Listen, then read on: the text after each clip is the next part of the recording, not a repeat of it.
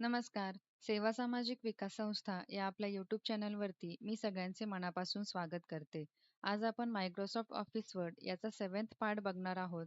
यामध्ये layout menu म्हणजेच layout टॅबमधील features आणि टूल्स आपण कशा पद्धतीने आपल्या वर्ड डॉक्युमेंटमध्ये यूज करू शकतो ते बघणार आहोत. या आधील पार्ट्स जर तुम्ही बघितले नसतील तर ते ह्याच यूट्यूब चॅनलवरती कम्प्युटर अवेअरनेस या प्लेलिस्टमध्ये अवेलेबल आहेत. ते तुम्ही तिथे जाऊन रेफर करू शकता. तर लेआउट मेन्यू बघण्यासाठी आपण मायक्रोसॉफ्ट ऑफिस वर्ड हे ॲप्लिकेशन ओपन करूया.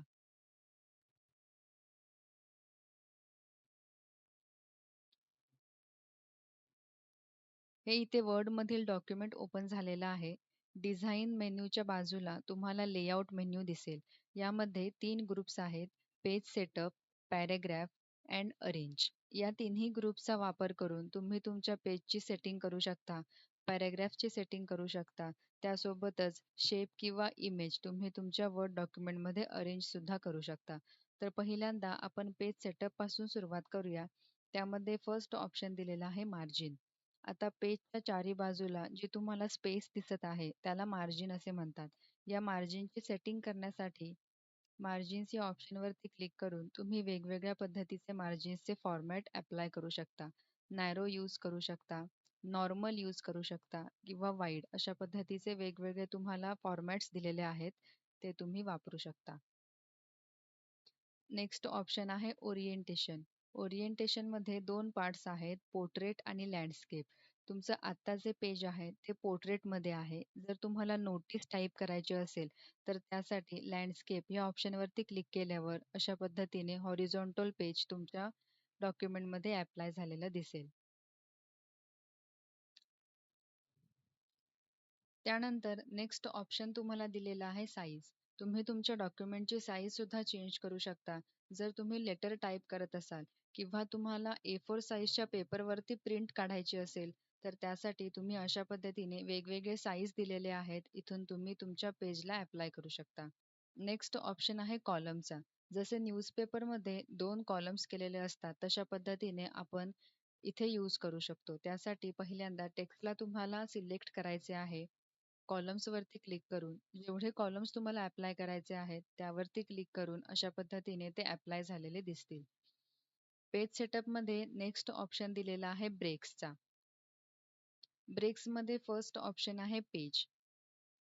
तुम्हाला ह्या पेजवरती फक्त 2 पॅराग्राफ ठेवायचे असतील आणि त्या खालील सगळे पॅराग्राफ नेक्स्ट पेजवरती फॉरवर्ड करायचे असतील, तर त्यासाठी तुम्ही ब्रेक्समधून पेज यावरती क्लिक केल्यावर अशा पद्धतीने 2 पॅराग्राफ फक्त फर्स्ट पेजवरती आहेत आणि बाकीचे सगळे पॅराग्राफ नेक्स्ट पेजवरती तुम्हाला मूव्ह झालेले दिसतील. त्यानंतर ब्रेकमध्ये आहे कॉलम्स. कॉलमसाठी आपण इथे कॉलमचा जो ऑप्शन होता तो परत एकदा अप्लाय करूया.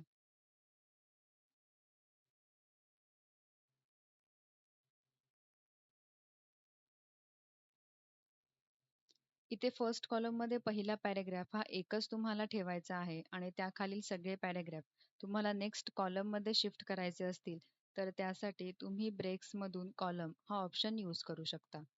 ब्रेक्समध्ये 2 ऑप्शन आहेत. पेज म्हणजे एका पेजवरून दुसऱ्या पेजवरती पॅराग्राफ सेंड करणे आणि कॉलम म्हणजे एका कॉलममधून दुसऱ्या कॉलममध्ये पॅराग्राफ सेंड करणे. त्यानंतर थर्ड आहे टेक्स्ट रॅपिंग. टेक्स्ट रॅपिंग म्हणजे तुम्हाला एका पॅराग्राफमधील सेंटेन्स वेगवेगळे करायचे असतील, तर त्यासाठी तुम्ही टेक्स्ट रॅपिंगचा वापर करू शकता. इथे हे फर्स्ट सेंटेन्स संपलेला आहे. इथे आपण कर्सर आणायचा आहे. ब्रेक्समध्ये जाऊन टेक्स्ट रॅपिंग यावरती क्लिक केल्यावर हे तुमचं सेंटेन्स जे आहे ते सेपरेट झालेलं दिसेल. अशा पद्धतीने इथे अजून एक फुल स्टॉप आहे. इथे कर्सर ठेवून ब्रेक्समध्ये टेक्स्ट रॅपिंगवरती क्लिक केल्यावर तुम्ही अशा पद्धतीने सेंटेन्स तुमचे डिव्हाईड करू शकता पॅराग्राफमधील. त्यानंतर ब्रेक्समध्ये तुम्हाला नेक्स्ट ऑप्शन दिलेला आहे नेक्स्ट पेज. यावरती क्लिक केल्यावर तुम्ही नेक्स्ट पेजवरती जम्प करू शकता. क्लिक करा आणि तुम्ही नेक्स्ट पेजवरती याल. नेक्स्ट ऑप्शन आहे कंटिन्युअस. कंटिन्युअसचा ऑप्शन केल्यावर तुमचा कर्सर फक्त नेक्स्ट लाईनमध्ये मूव्ह झालेला दिसेल. कंटिन्युअसवरती क्लिक केल्यावर तो फक्त नेक्स्ट लाईनवरती अशा प्रकारे मूव्ह होईल. त्यानंतर ब्रेक्समध्ये नेक्स्ट ऑप्शन दिलेला आहे even pages and odd pages. म्हणजे तुमच्या डॉक्युमेंटमध्ये जर 6 पेजेस असतील, इव्हन पेजवरती क्लिक केल्यावर तुम्ही सेकंड पेजवरती, फोर्थ पेजवरती आणि सिक्स्थ पेजवरती जाऊ शकता.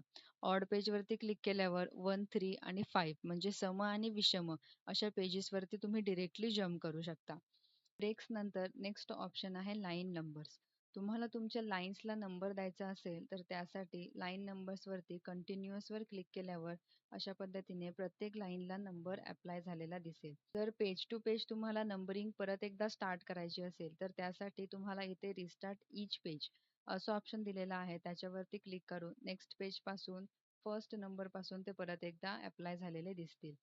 जर रिस्टार्ट ईच सेक्शन जर सेक्शन वाईज तुम्हाला नंबरिंग करायचं असेल तर तुम्ही तसं सुद्धा ते करू शकता. लेआउट मधला सेकंड ग्रुप आहे पॅराग्राफ. आता इथे आपण एक पॅराग्राफ सिलेक्ट करूया आणि त्यावरती वेगवेगळे फीचर्स आहेत ते अप्लाय करून बघूयात.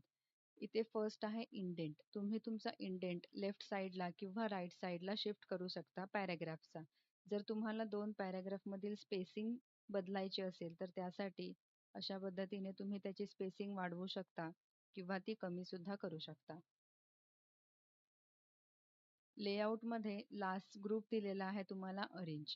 अरेंजसाठी आपण इथे इन्सर्टमधून एक शेप घेत आहोत. शेप्समध्ये त्याच्यावरती सिलेक्ट करून तो असा इथे अप्लाय केलेला आहे. लेआउटमध्ये जायचं आहे आणि त्याची पोझिशन आपण चेंज करू शकतो. जर तुम्हाला तो स्टार्टिंगला हवा असेल, एंडिंगला हवा असेल किंवा मिडलला हवा असेल अशा पद्धतीने क्लिक केल्यावर तो इथे अप्लाय झालेला दिसेल. त्यानंतर बाजूला दिलेला आहे रॅप टेक्स्ट. रॅप टेक्स्ट म्हणजे तुम्ही त्याचं जे टेक्स्ट आहे ते वेगवेगळ्या पद्धतीने तुम्हाला टॉपला हवा आहे, बॉटमला हवा आहे किंवा शेपच्या बिहाइंडला हवं असेल तर तुम्ही ते अशा पद्धतीने अप्लाय करू शकता. त्यानंतरचे दोन ऑप्शन्स आहेत bring forward and send backward. त्यासाठी अजून एक शेप आपण इथे इन्सर्ट करूया. शेप्समधून ट्रायंगल.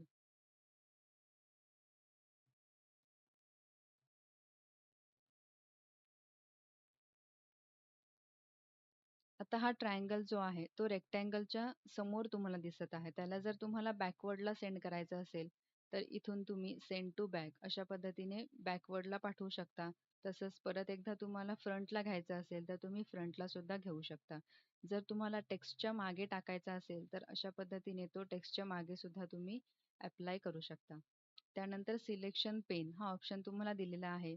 तुम्ही इथे रेक्टँगल आणि ट्रायंगल दोन शेप ऍड केलेले आहेत. त्यामधील नक्की कोणता तुम्हाला सिलेक्ट करायचा आहे त्यासाठी तुम्ही ह्या सिलेक्शनचा वापर करू शकता.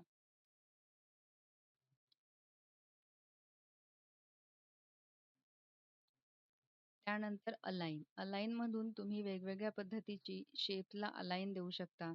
कुठल्या साईडला तुम्हाला हवा आहे, मिडलला हवा असेल तर तुम्ही तो अशा पद्धतीने अप्लाय करू शकता. जर तुम्हाला ट्रायंगल आणि रेक्टँगल हे दोघांचा एक ग्रुप बनवायचा असेल तर त्यासाठी यावरती क्लिक करून कंट्रोल करून ट्रायंगलवरती क्लिक केल्यावर अशा पद्धतीने दोन्ही सिलेक्ट होतात आणि ग्रुप या ऑप्शनवरती क्लिक करून त्याचा तुम्ही ग्रुप बनवू शकता. आता हा बनलेला जो दोन्ही शेपचा ग्रुप आहे तो तुम्ही वेगवेगळ्या पद्धतीने रोटेट करू शकता आणि त्याला तुम्ही हलवू सुद्धा शकता. जिथे तुम्हाला तो न्यायचा आहे तिथे तुम्ही तो प्लेस करू शकता. अशा पद्धतीने आपण लेआउट हा पूर्णपणे टॅब बघितलेला आहे. या पुढील भागामध्ये आपण रेफरन्स आणि मेलिंग असे दोन टॅब कंप्लीट करणार आहोत. त्यासाठी या व्हिडिओला नक्की लाईक करा आणि यूट्यूब चॅनलला सबस्क्राईब करा. Thank you.